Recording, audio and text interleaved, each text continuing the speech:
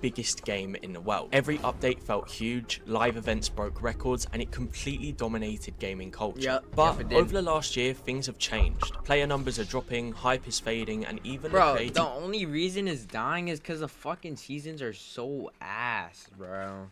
OG's not helping at all, too. Who built their careers on Fortnite are moving on. So it begs the question, can Fortnite even survive 2020? Bro, Roblox is dominating in this bitch. Bro, they be having 20 million players in one. Fortnite bin ass. I know. I'm a ninja season, bro. Six. Let's break it down. Here's the thing. At this point, everybody knows Fortnite has been going downhill. YouTubers like CypherPK have made videos You're too tough talking about it, even the biggest creators are experimenting with different games, with Roblox becoming one of the most popular alternatives. And it's not just the creators, the community feels it too. Every season this year has... What are you talking about? After chapter 3, you're tweaking, bro. What about chapter 5? And 5 season 1, chapter 5 season 2.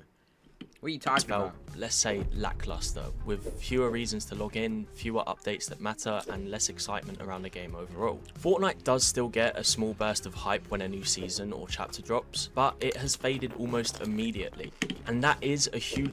But you actually just said chapter 5 is buns. William, you're rage baiting right now, and it's not gonna work, bro. You're rage baiting right now. Problem for a game built on the hype of new seasons. Now, you may be wondering the reason I'm even asking if Fortnite can survive 2026, and it is because we are seeing a clear pattern in how the game is scheduled. Every chapter seems to last 4 seasons, then we get a short mini-season like Remix in the past or The Simpsons this year, and then we get a brand new... You're rage baiting, bro. What do you mean chapter 5 was not good? Chapter 5 season 1, bro, Peter Griffin... Bro, you're tweaking. Chapter. And that's where things get worrying. Exactly a year ago today, Fortnite was averaging way more players than it is right now. And this is at the same slow point in the cycle like last year, with FNCS already finished and content feeling stale. Bro, FNCS was so fucking tough, bro. Numbers were holding up a lot better. But in 2025, Fortnite's decline has been way sharper. Player counts have dropped hard, and honestly, without the Simpsons mini-season and the promise of a new chapter, things could be looking even worse for the game. This is why 2026 matters so much. If numbers are falling this badly during the downtime, then when they spike again for a new chapter, Epic has to keep people engaged. Because if the very first season of 2026 launches, that season was peak. This players season may is drop peak, off faster bro. than they did this year. The fall off could be brutal for Fortnite. And if that happens, Fortnite may not even make it through 2026 as a top game. Here's something a lot of people have been noticing.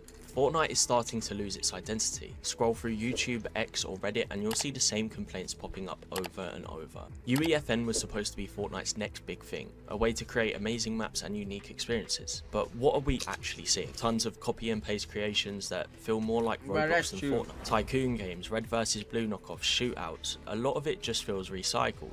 And then there's collabs. It used to be exciting when Fortnite partnered with a new IP. Bro, I swear everything gets leaked nowadays, bro. Big event, something fresh.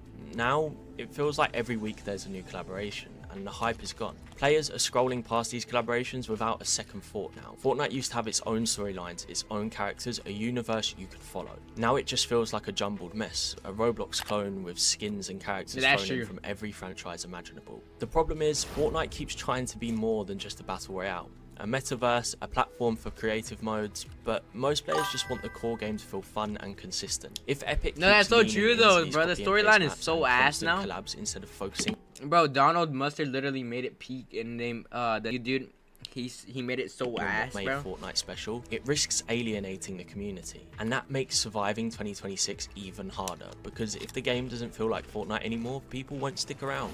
But here's where things get interesting. Even with all these problems, there are still reasons to hope. You may already know Rank 2.0 is confirmed, and if Epic delivers, Rank 2.0, I want to play that shit like right now. Now the current ranked mode feels boring and doesn't feel competitive, but a new rank system could bring back that classic arena feeling the game desperately needs. Bro, I literally want OG movement to is come switching back to duos, and duos has always been way more popular than trio. Back in chapter 5, duo FNCS tournaments created some of the most hype we've ever seen, and even casual players loved watching the race to Unreal Rank and other competitive content from big and small creators. Also, recently you may have not seen this, but Fortnite's Twitter account has started communicating a lot more, giving us detailed reasoning to their Battle Royale updates, and when a player showed how excited this makes them for Chapter 7, Fortnite replied that they have some big plans, and that's for sure. This is definitely a step in the right direction, and Epic seems to really be listening to community feedback going into 2026. What's important here is but what they these still don't changes add actually back show. Fortnite OG is starting movement. to listen. They see the videos from creators like CypherPK, they watch as player counts drop, and they know why. Epic can see what's working, what isn't, and they're finally responding. If they get this right, Fortnite could capture that old energy again and show that it's not done yet for the game. But here's the bottom line. What it is, 2026 though, is a make it or break it year for Fortnite.